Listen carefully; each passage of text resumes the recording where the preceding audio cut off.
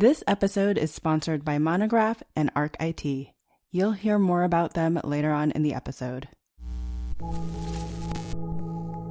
I'm Evelyn Lee. And I'm Janine Chastain. We're collaborating on curated conversations to explore how the industry is changing. Together, we'll find ways to create new solutions to current challenges while elevating the value of architects. Welcome to Practice Disrupted.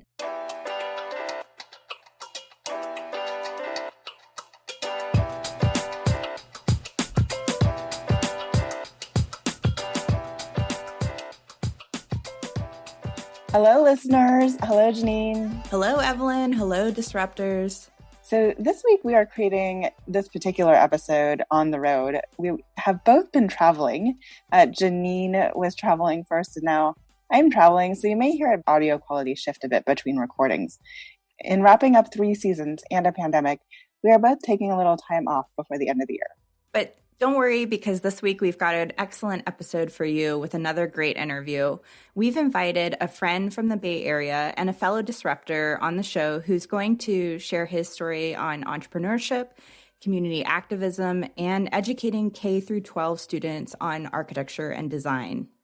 Prescott Rivas, lead AP, Seed, and Carb, is an Oakland-based spatial activist, architect, planner, and award-winning educator who has merged over 20 plus years of experience in architecture, planning, and education to develop and construct inclusive communities internationally with a focus on equitable design and planning justice.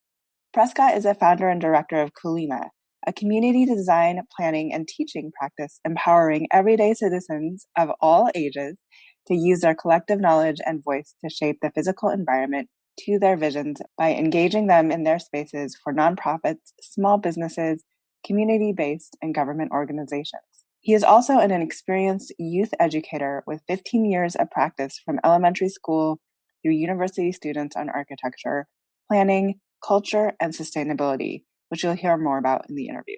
So we'll be asking Prescott about his business and a lot of his community activism work, but we're also going to talk extensively about Project Pipeline. And for those who don't know, the National Project Pipeline Architecture Program educates and engages youth from elementary to high school. The national mission is to empower young people to affect change in their community through design and exposes youth to the professions in the built environment with a focus on architecture, and is one of the few national initiatives in the nation connecting minority youth to a comprehensive pathway to becoming a licensed architect. Project Pipeline Summer Camp is only possible through the continued support of sponsors, members, and friends. And in today's conversation, we'll be talking specifically about Project Pipeline that's organized through SF NOMA, but Project Pipeline is a national program that is connected to NOMA chapters across the country. If you're interested in making a donation, we'll make sure to drop the link in our show notes. Let's cut to the interview. Thank you very much for having me on the podcast. You know, I love what you two have been doing over the last several years and appreciative of you showcasing, you know, really the diversity and different ways that you can practice, but more importantly, just a way that people have, you know, leaned into what they do well, you know, and really figuring out how to make a role for themselves and to be able to pay their bills while not holding to be in traditional practice. So I totally appreciate everything you've been doing. And I'm really honored to be, you know, part of this podcast and to be part of the group. You know, so a little bit about me, you know, I'm Prescott Rivas. I am an architect. I am based in the best city in the United States of America, also known as Oakland, California, on the indigenous lands of the Ohlone Chinook. And I feel fortunate to be in the city for the last 20 years. I grew up actually in upstate New York. So this has been the place that I've spent the majority of my life, and I really do call it home. And absolutely love Oakland, despite what people think of it. I love the idea that it really is a community. Once you are here, people fully embrace you. And the biggest thing about it that I really love is it's a place of rebellion. It's a place that really honors and respects people who are pushing for social, economical, environmental changes. And that really fits into line with a lot of the interests I have and passions I have. I'm trained as an architect, and I went to architecture school at Howard University, did some graduate studies in urban planning at San Jose State. But I've really spent the majority of my career focusing on how to create more healthy and vibrant communities. I spent my first really about 15 years working in corporate firms, doing healthcare projects, large-scale healthcare and academic research buildings across the country, which was really great and fulfilling.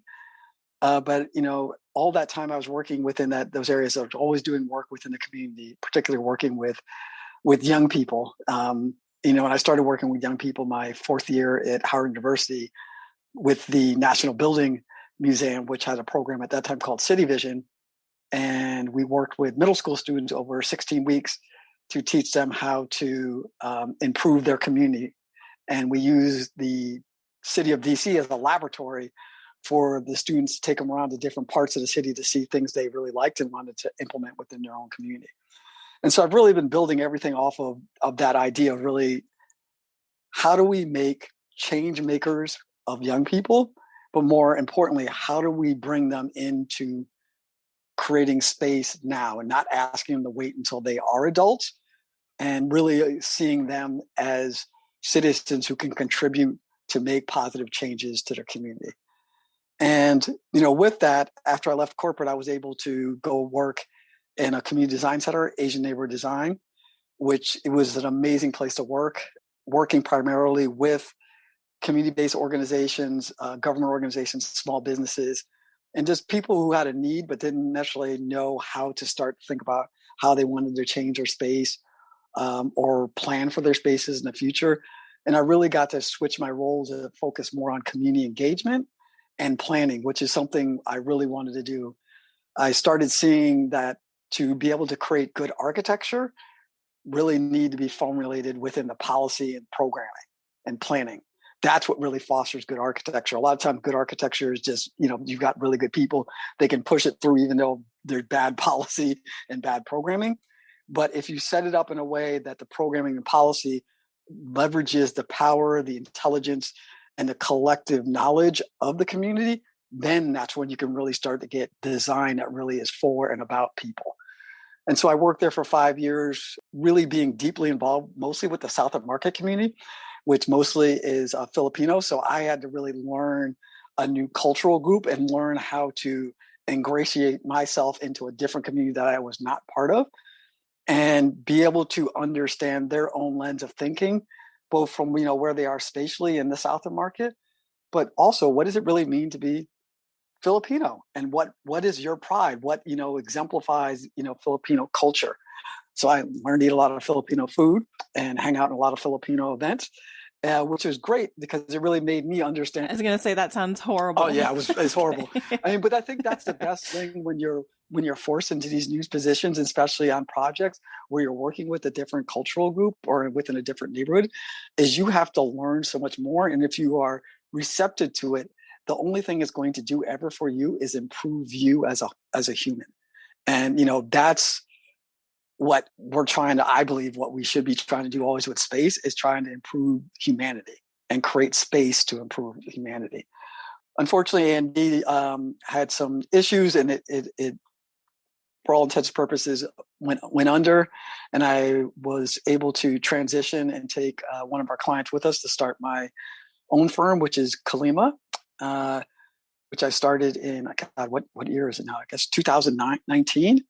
And it really was taking what I'd learned through my years in traditional practice and working within A&D to really be able to focus in the areas that I wanted to focus in on. And Kalima is actually Swahili. And I really wanted my firm to have a African name because I really wanted to perpetuate my history and my coming from the African diaspora. And Kalima also talks about the exact way I want to do work and work with people in general. And that's to cultivate. I want to cultivate minds. I want to cultivate communities. I want to cultivate programs. I want to cultivate an economy. And so it really resonated with me on thinking about, how can I project what I want to do within my name of my firm? And so we focus in on 3 different areas, and these areas are very specific too. We first engage then we educate, then we design. And that's always the process. And the engagement is really about the learning and figuring out how do we work with each other and understand where we're coming from. But it's also to understand what knowledge are you bringing, what knowledge am I bringing, and then to figure out what other knowledge do we need to find.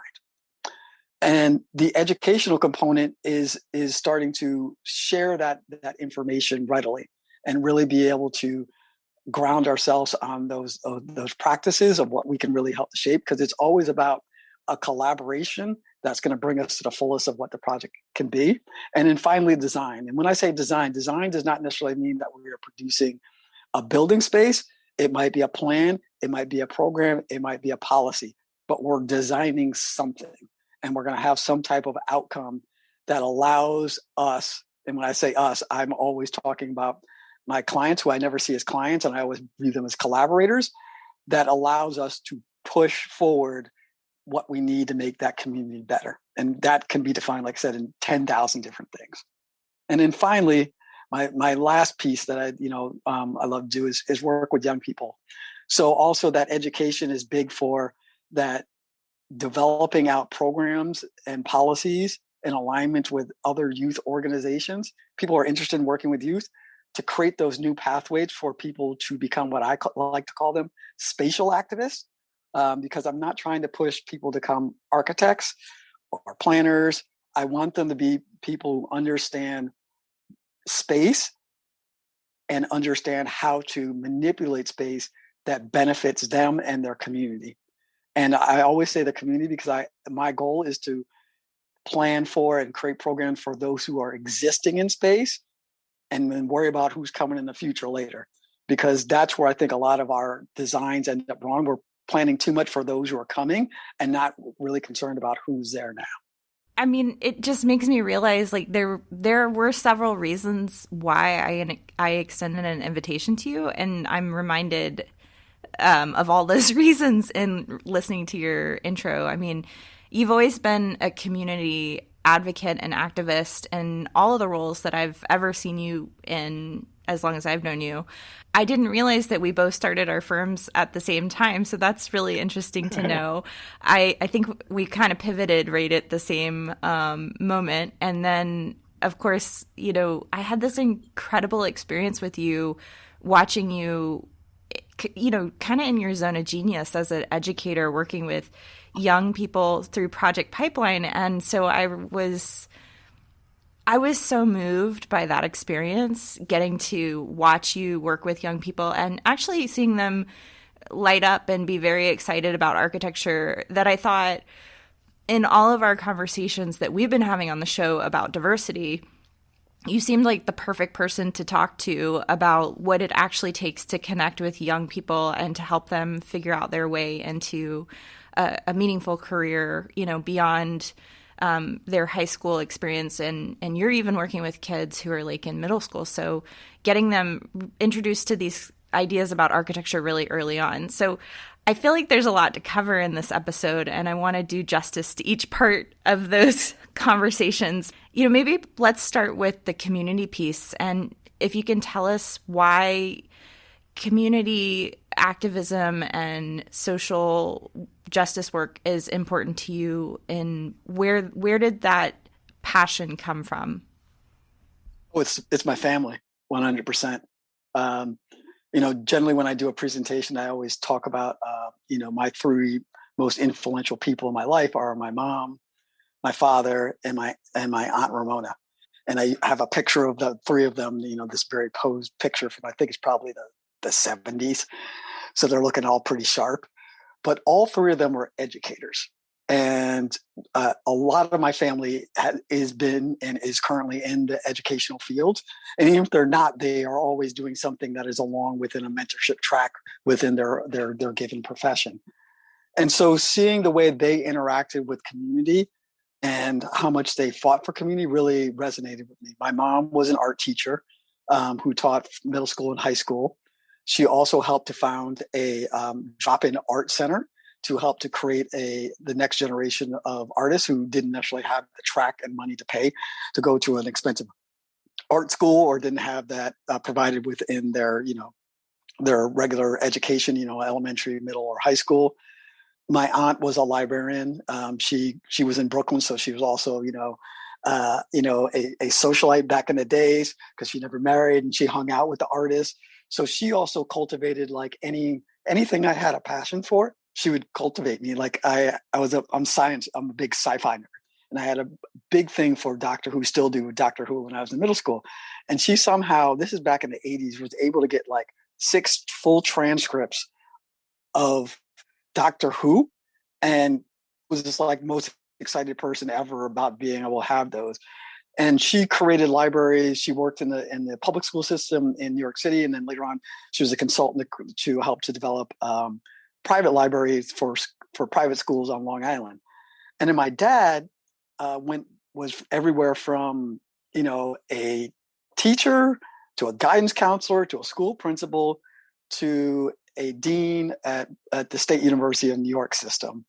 And he also, along with two of my godfathers, helped to write the curriculum for the Equal Opportunity Program for the State University of New York system, which, at that time was designed primarily to get Black and Latino students into the State University of New York system, and then make sure they had the systems and the support to be able to graduate. They're all, giants in their own right. And then my dad, after he retired from there, developed at a community center in Port Chester, New York for 10 years. So, I will say in a nice way, I was gently encouraged to work with both my mom in her drop-in art center, as well as also particularly my dad when he had his community center, because at that time I was going to school at Howard. And when I came back in summer, he was short one year. He needed a guidance counselor. So he's like, "You're going to help run my summer camp." I'm like, but he's like, "Nope, this needs you to do it. You're going to make it happen." So, it's just kind of, I would say it's in the DNA, and also what I'm used to seeing. I didn't see any other way to be able to interact with my community. Tell us a little bit more about the root of the initial inspiration for Project Pipeline. I mean, I know it may seem obvious, but I think, what is most obvious, there's also like those special little drivers that like really make you super passionate about something, and the vision, mission, and goals of that program. Yeah, love to. One of my favorite subject matters, and I'm going to talk at Project Pipeline, at kind of a couple different levels. There's the history, where it was originally intended to go, where we work within it in SF NOMA, and then also kind of the newer, larger platform that we've developed out really in the last 2 years. But, Project Pipeline is a program of the National Organization of Minority Architects that was born in 2002 during our Fort Lauderdale conference. And the president at that time was Paul Terrell. And he asked Drake Dillard and David Kirk, Drake, who was in California, specifically down in LA, and David Kirk, who was in Cincinnati, to research and establish a camp that would help to introduce minority students to architecture, really with a focus on Black students to help us to increase the number of licensed Black architects. And with the first camp being held in 2006 in Cincinnati. And since then, it's expanded to, I think we're now up to 30 camps across the country. And, we have a formalized curriculum that works across all the various chapters. But, the larger thing really about it now is to really be that framework of helping to shift the profession, really, and I'm really thinking about all spatial professions, of going from just being about design to really being about justice for people. So really about design justice. And I really give Brian Lee the credit for really making that shift. We had inklings of that when we started up our Project Pipeline camp here in 2010, but we hadn't fully formed it and hadn't incubated about what does that really look like, and how does that create? And so it's, the mission now is to empower young people to affect change in their community through design. And we use the city as a classroom, and making sure that we're connecting them to practicing architects, planners, and designers, and really of having them become not only, spatial people, but really civic leaders and change makers.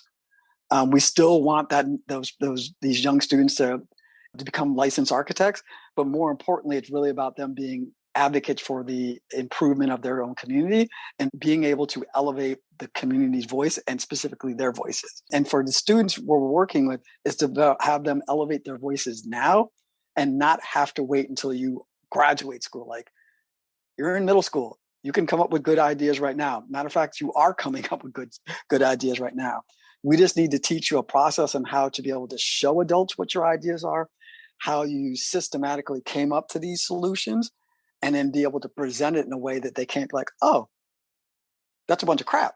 They can be like, I don't agree with you, but they can't be like, well, I don't understand you got here because you understood a process, you showed the process, you did some research, you did some community engagement, because that's part of our practice. When we do project pipeline, the students have to go out and do community engagement, which means they have to go out on the streets and ask the neighborhood we're working, the people, what do they think about this project?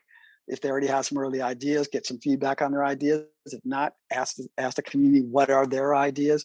So we really try to ingrain it into the way that we envision practice should be, so that they're not doing something that is just playing around with design. No, we're serious. We just take the studios that you would do in college or that you work in your office, and we shrink them down, change the language so students can understand it, and then that's the process we're actually teaching to them. How are you finding those individuals that do? Is it because it's such a small community of community builders, and then it's very easy to find those mentors, or like how are you guys identifying like those connections for Project Pipeline? Well, I would say that we're really lucky enough that each one of the chapters that has recently started up had a lot of people that already work within this mindset, even if it's not their own firm. This is where their thinking is, so it's an easy adaptation. Also, a lot of our design mentors for our students are current students. So, and we know the current students have a much different mentality than the majority of, let's say, practitioners that are over 45, 40, and I'm one of those practitioners, so we've already got a large group that already has this different framework and thinking about how do we engage and work with community differently. And then those who aren't there, they're kind of coming to this to say, I want to be surrounded and kind of understand this process so I can start to introduce it back into my firm, which I've actually had a lot of people come from firms, especially in our early days within SF NOMA, and to really kind of understand how do we do this type of work. And so it's important that we once again, just like in any good community engagement, we're meeting people where they're at. And so part of the process is that we do extensive training. And when I say extensive, it's actually an afternoon, but we really talk about, what is the program, and then the way that we want to speak with our students, how you question them, how do you build that relationship. So a lot of the things I personally learned, through A&D, we implement through Project Pipeline. And I also have to honor, for SF NOMA, my two other co-founders. Because a lot of people think I just founded this by myself. I did not. I founded it with Deanna Van Buren, and many people will know Deanna Van Buren is a leader in integrating and coming up with how do you use restorative justice as a lens, framework, and an economic system to create and build sustainable communities. And then my other partner in crime, Romel Taylor, who works for the city of San Francisco. It was great that we were able to work this together and had this vision that we really wanted to not just create designers, but really these civic agents of change. And so building from that really allowed us to create this pipeline of such. And I think we've done a pretty good job with that. I mean, the students that we've been able to track and follow are kind of about that life. They're about like, we want to shift the way people think. We want to shift the way that they view minority and particularly Black designers. We want to shift what we think it means to be a woman designer. We want to shift what it thinks to be a gay, transsexual designer, because I will say, even from our early days, we already had students that were identifying as being gender neutral before it really came out as a term. And we don't shun that stuff. We're just like, be who you are, because that's how you're actually going to create the best designs. And so we want the students to feel free to be exactly who they are. And our job is to help to cultivate and to be able to give them the confidence and hopefully some additional tools to be themselves. You know, in my mind, there's this narrative about what this camp was pre-pandemic that's really magical. Maybe you can kind of paint that for us, and then we can talk about how the program shifted during the pandemic and how you guys have been able to respond to make this virtual. Well, in person was great. And I think part of it is that we have it in a great environment. So I want to thank California College of the Arts, our San Francisco campus, for allowing us to be hosted in their school and in their studios. So it's great that we can immerse the kids actually in architecture studios. So they already start to be able to envision themselves there as a college student. And, we've refined it because, like I said, we've been able to do it over so many years. And it's a week-long camp that we run. And it's really based on kind of 3 different phases.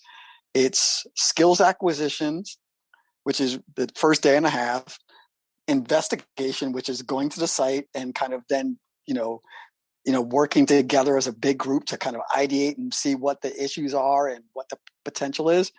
And then it's design, and so you basically we give them about 3 days to design, but we spend the first day and a half, focusing on foundational skills where we're reemphasize their drawing, model making, and the big one, presentation skills, critical thinking, and collaboration skills. Because we always ask them to do things together, or that they have to question each other about that, and then building their what we like to call their critical questioning of each other, because we want them to question each other. At least for myself, I always found my most benefit in an academic setting is not the professors, but my other students. Especially if you build a rapport that you're not trying to beat them down, but really trying to dig into them to find out what are they really searching for so they can get to the best solution.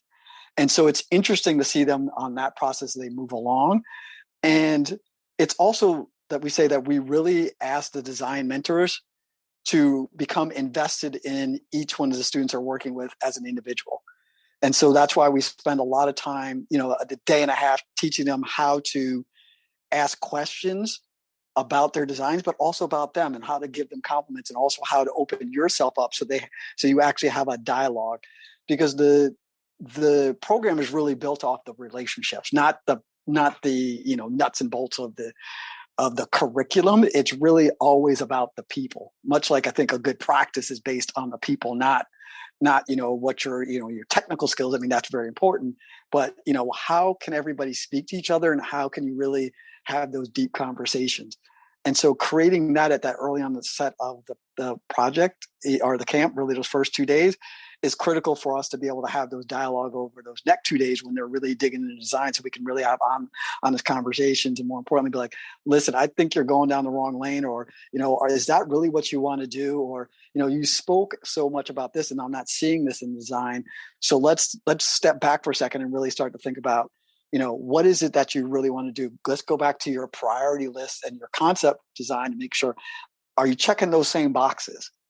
And so that, to me, is what really helps our program to be very strong, as well as also then we generally probably have about 50 to 65% of returning design mentors. So they've been refining their game on how to engage the young people within the process. And then the last thing I will say is that we take on students that have timed out to become teaching assistants. So they're in high school and they're working as teaching assistant. And then we do have a couple students who are in college that have, for the last, not this year, but for the last 3 years, we're acting as assistant camp directors that were helping to set the framework and create the projects, and also teaching a lot of the curriculum so that we can pass this on, but also so that their shared knowledge of what they're learning in college can be passed on to the TAs and to the students. So the pipeline is real and it's working. So, that is exactly what we envision. I mean, for me personally, I would love to be able to, come back in hopefully 5 or 6 years, and there is a student that is running this. That was one of our former students. Let's take a break from this conversation to talk about our sponsor of this episode, Monograph. We're proud to partner with Monograph because they are helping to transform the practice of architecture, one design studio at a time. Tired of using dated and clunky software to manage your firm? Or do you feel frustrated wrangling all of your spreadsheets to get a clear view of where your project stands today? Monograph is here to help. Designed by architects for architects, Monograph allows you to track your time, your projects, and your budgets in real time. With their awesome Money Gantt, you can immediately understand project performance across your entire firm portfolio. Need to adjust your projects week to week? Their new tool, Resource, allows you to reallocate your team's time and track its impact on your remaining budget. Be proactive with Monograph. I do think, the space that you guys do this program in when it's in person is a really important part of the experience.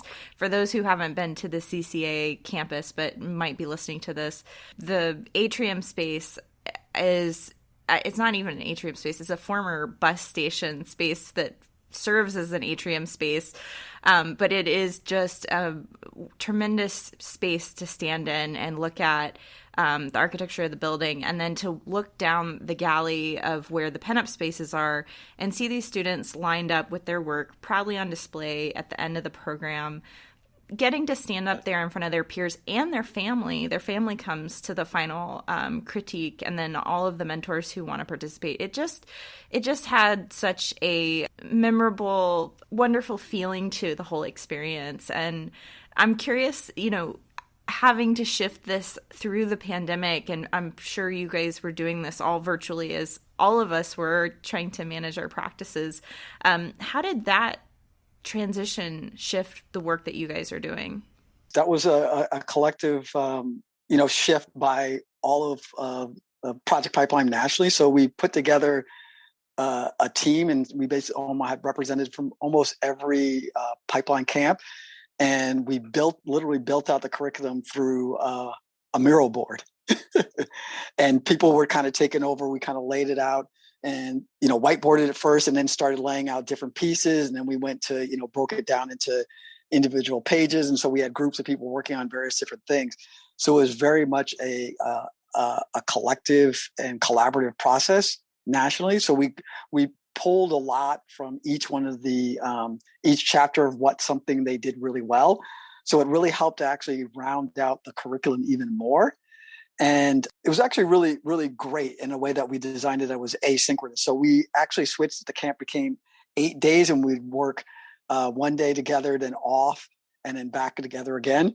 We curated online videos that would be able to support the students if they needed to go back to remember something so we created a YouTube channel, Project Pipeline YouTube channel, so they could access it there. And it actually works out really well because we had those various different touch points, and we, broke down the students into design pods. So we would have conversations at the beginning of the morning and afternoon that we were online and talk together, and then we'd break down into your groups of 4 students, and usually 2.5 mentors, like one mentor that couldn't be there all the time. And so you had a rotating group of mentors, and so they really had that time to build up a relationship. And I gotta say, some of them I'm shocked. Like a couple of them, we had to ask them, like, are your parents helping you? Because they were coming up with some designs, and other people started using more digital tools, because we don't use digital tools. We do everything by hand. So they were building out things in SketchUp. They were using roadblocks to design stuff. So it was really interesting to see how they adapted the program. But young people are resilient and adaptable. That's the thing I got to say about younger generation. They know how to pivot like nobody's business, and they did a really good job of pivoting, and also being forgiving with us going through the process, since it was our first time too. They didn't, when things didn't work, or Zoom would go out, or somebody's internet would die, or the design kits that we sent out to them, because we curated these kits that had most of the materials they needed it for them, and sent them out or dropped them off to them.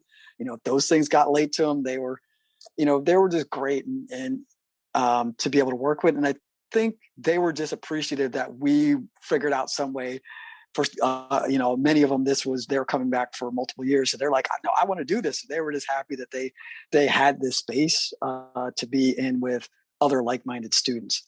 I think that is an amazing testament to the whole, how do we mentor the young people that just graduated from college in our firms in a remote or hybrid environment? And here you are talking about all of these even younger people that have, created something wonderful and learned from that curriculum. So it's so amazing to me. Oddly, I'm surprised when I see architects like adapt and create that new environment. And it makes me optimistic, I guess. Um, so, obviously the children, like everyone you've Young people. mentored, the kids, young people, sorry, I'm thinking of my 4 to 6 year olds. They're not like 4 to 6 year olds. You've been teaching them so much, but I also realize that you're of the mindset, that you have probably learned so much as an educator yourself along the way and a community leader. So can you highlight any of the lessons that you might have learned from them? I think, I'm not a parent myself. I'm very close to my nieces and my nephews, but patience is definitely a critical component of this process. And I think that works well, especially if you're, back in practice, working with a lot of community-based organizations or individuals that, you have to move at the speed of trust. And so, having to constantly do that and balance that out is important. Clarity of being able to take very technical terms and reduce them down into common language is another one that's extremely important. And also concepts in general, being able to really diagram at a pretty high level back down for students. And also to clarify, I've worked and currently do work with elementary school students too. So, it becomes even more that you have to really figure out what is the critical issue that you're trying to teach them and be able to give it back to in a language that they can understand. And more importantly, a language that they can then talk to others about it. And when I say others, I'm always speaking about adults. And so those are the two big things. And then my final two ones are that we should have and need to have joy in every space that we walk into. And the fourth one is they naturally think about who is not in the room. And I say that because most of the time, especially still at middle school age, they generally are not going places by themselves. Somebody has to take them. At least there, they might not stay with them, but they have to work. So they always think about, okay, if I'm going to space, what about my nana, my older cousin, my sibling, my mom, my dad? So they are always thinking about others, which is the best thing we can ever think about in space, is thinking about who's missing in this discussion. So we make sure we are designing for the majority and not the minimal. So those are, I would say, always the things I really take away from them. And the one I'm trying to infuse more in my personal practice is how do we create spaces that are about thriving in joy? And I speak of that, and I've also spoken just a little bit about that's also, if you look at our requirements from NCARB, is something that we're supposed to be doing as licensed architects. We're supposed to be designing for spaces of welfare. Yet we hardly talk about this as a profession. So that means every space we design, somebody that comes in it is supposed to improve their quality of life. This is written in NCARB, so I'm not making this up. So that's my challenge I'm actually putting out to all licensed architects and those who are aspiring to be licensed architects, is I'm asking you to follow your mandate as being an NCARB architect and to create spaces that improve the quality of life. And so what that also means is that we have to get rid of some spaces that do not improve the quality of life. I feel like that's a pretty good segue to talk about what your hope for the future of practice is. I mean, you've hinted at it a little bit in talking about your business, and then just then in speaking about the importance of joy in space. What do you hope the profession will become as we continue to evolve? I hope it will become, this might sound strange, I hope it will become less professional. I hope that it will become, a practice and roles that everybody sees as integral for improving their quality of life and every step of the thing they do, just like they see, like a good accountant or a tax person that helps them to figure out their financial issues. That's what I really would love for us to be seeing, our, architects, planners, designers, landscape architects, everybody in the built environment, is that we're really seen as critical on making sure that their quality of life is at the highest level, and that we're not a expensive service, that we're something that really is valued, and that we help to improve your life, and that it's normal. Like, everybody should have an architect. It's like, yeah, hey, I got a hairdresser, I got an architect. It's like, hey, I was talking to my architect last week.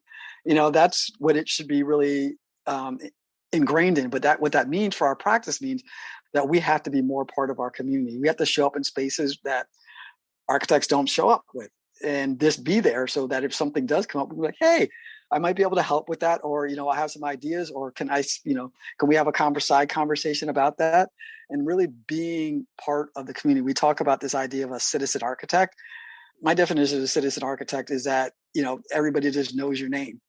Like I said, you literally are like the guy on the corner, or the woman on the corner, or the person on the corner that they know. And if they have questions, they come to you. And it's not about that, they figure like it's about money, but it's just, hey, they want a concern to help to make sure my quality of life is really good. And that starts with, where am I living? Where am I about? What does my space look like? And does my space allow me the opportunity to rest, relax, thrive, and have joy? So if we can think about, positioning ourselves that we're just in everything that's in life, that's awesome. Like, I'd love to see like more reverend architects, like, why can't you be in the pulpit talking about design? I'm just making this up, but these would be great things to have, that you're starting to integrate this in everything that talks about people. And then finally, that, we really spend time back in schools, not just for, career days or things like that.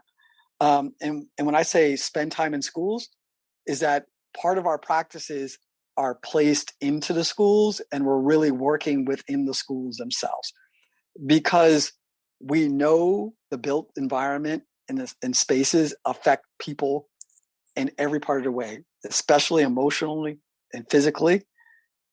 So we have to spend those times in there to make sure that students understand how to be able to make those changes that will help to improve themselves. Like I said, all this comes back to improvement for people.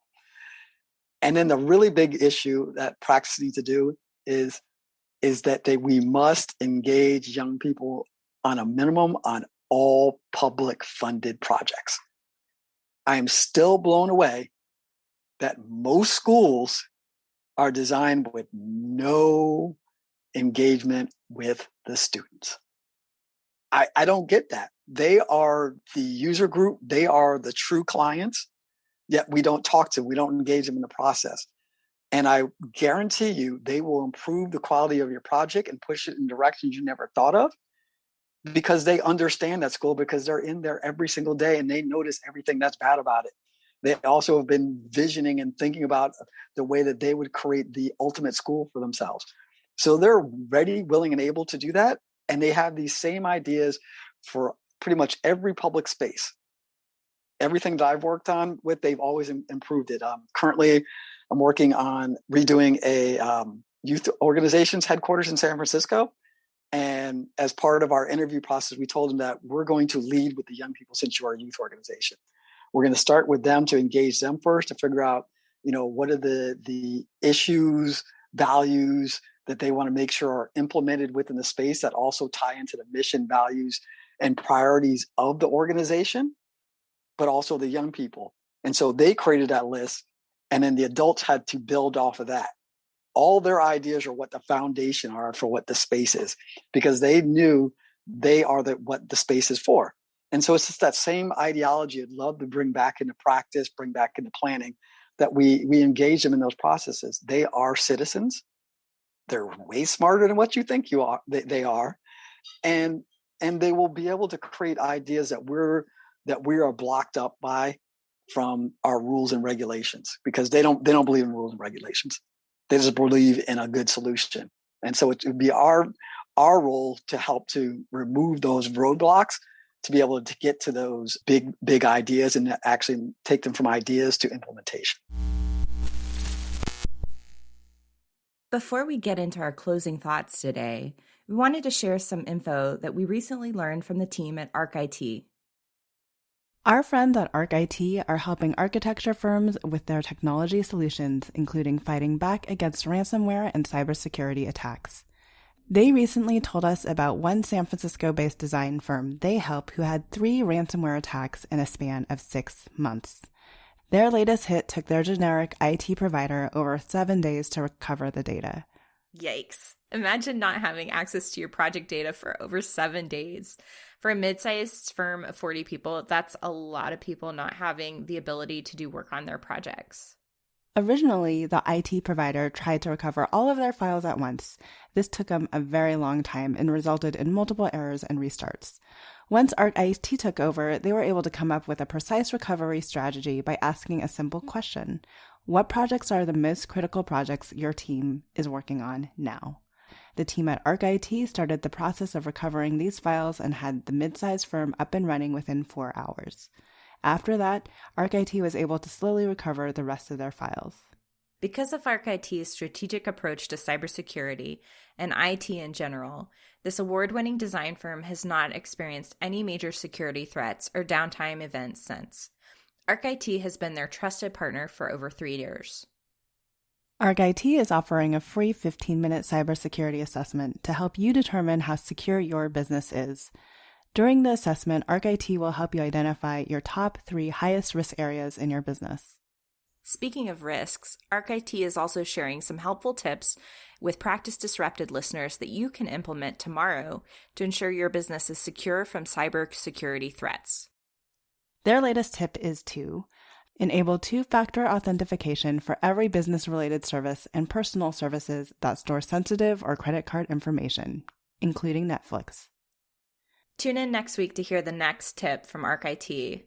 To take your security solutions further, contact ArcIT at www.getarcit.com/PD to set up your free 15-minute cybersecurity assessment, or speak to them about custom solutions for your design firm.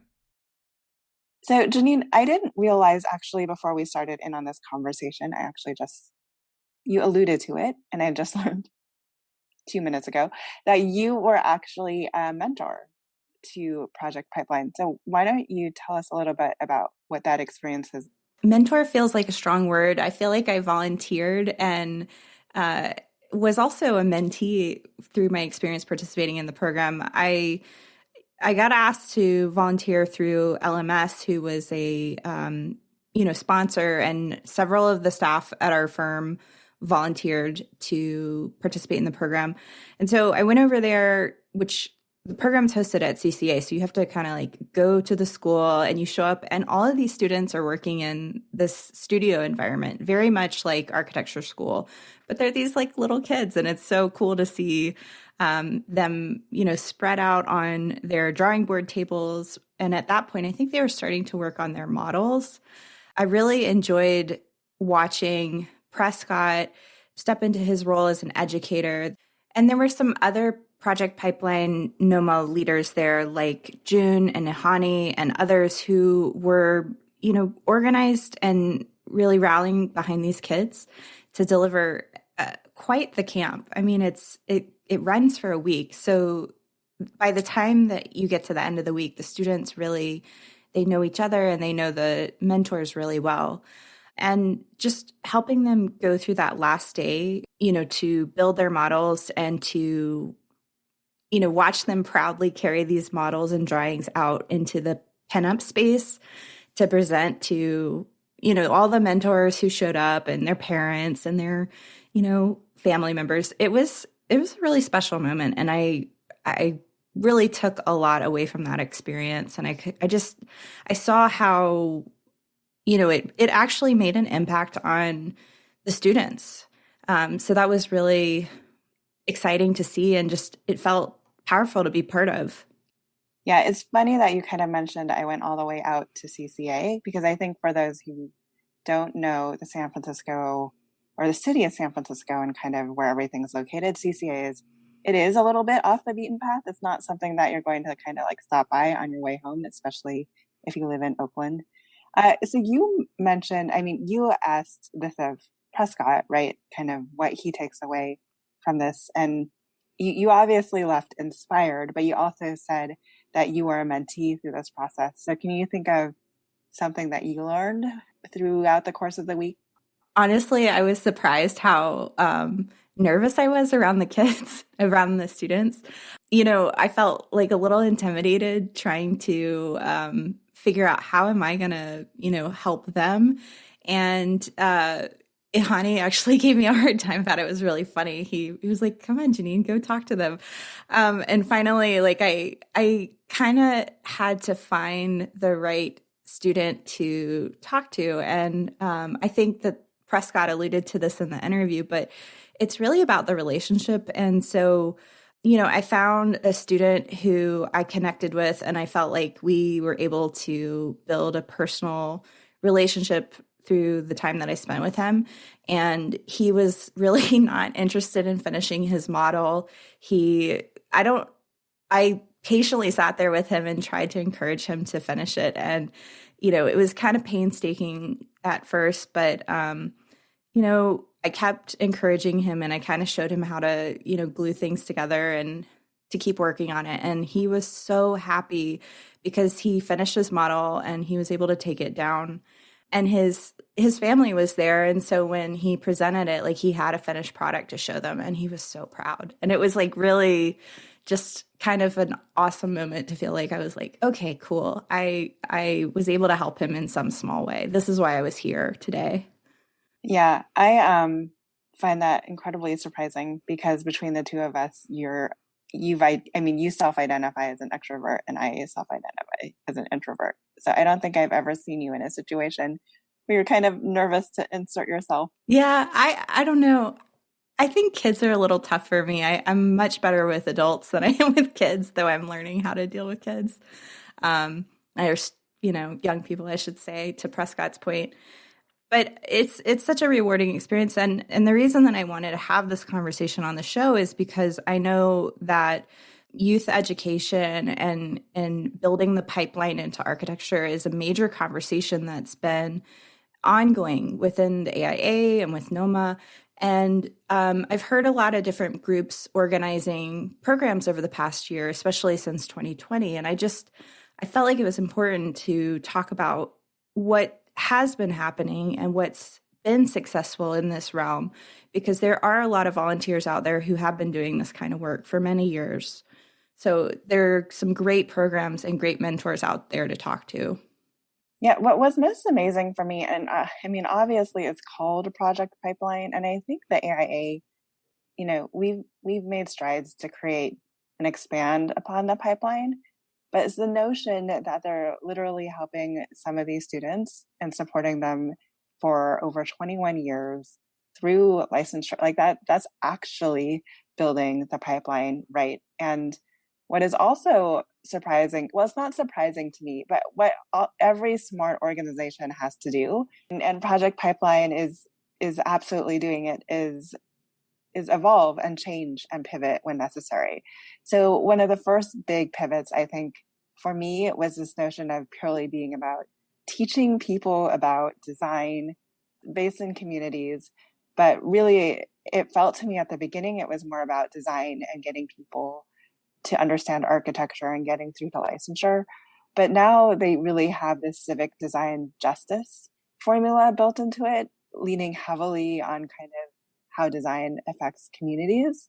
So that was an incredible pivot for me. And then, talk about what they've been able to accomplish over the pandemic. It blew my mind. Like there's so many architecture firms over the last 2 summers that have said, like, we can't deal with interns right now. We don't know how to run a remote program with interns. And here they are running their full program remotely. So talk about just changing up what you need to change and still being able to make an impact. Definitely. I think that they've been resourceful. And Prescott he didn't mention it in this interview, but as we were planning for this, they actually did multiple iterations of the camp this year to offer more opportunities.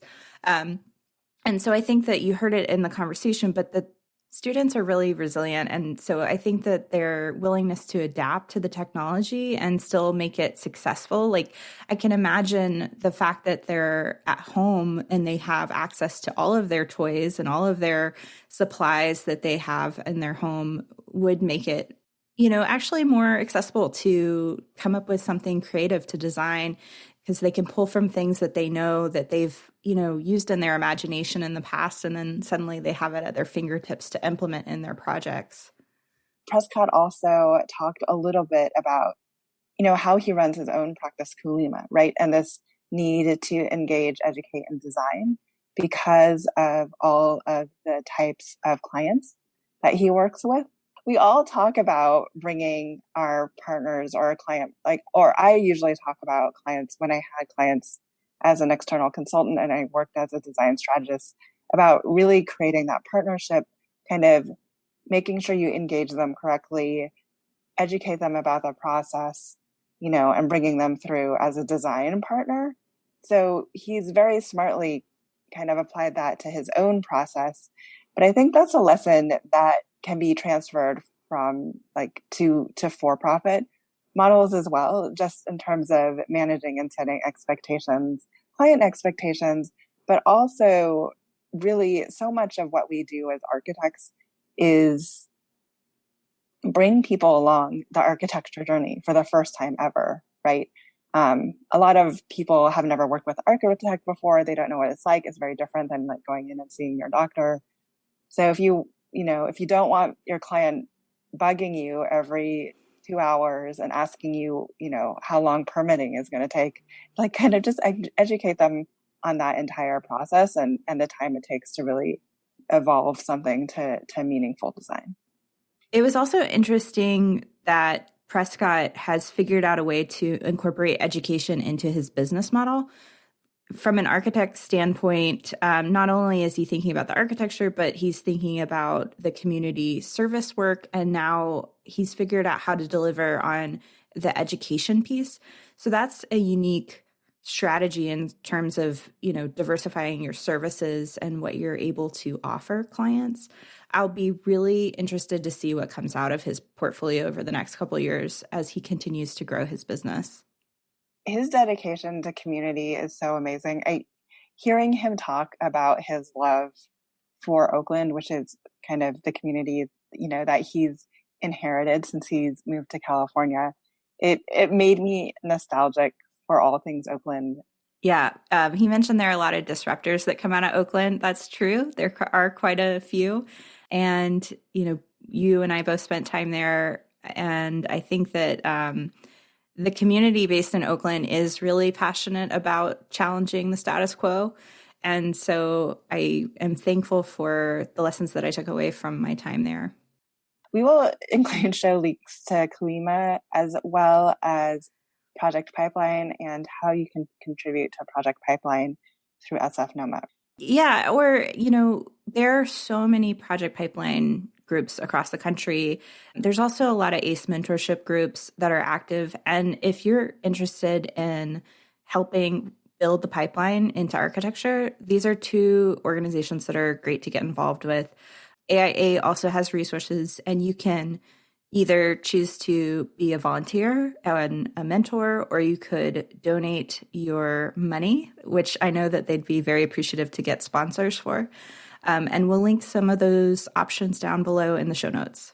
Great. And on that note, join us next week for our season 3 finale, where we're bringing back Demetrius, who has become somewhat of a season closer for us, to talk about what we've learned over the past 19 episodes and what we look forward to next year in 2022.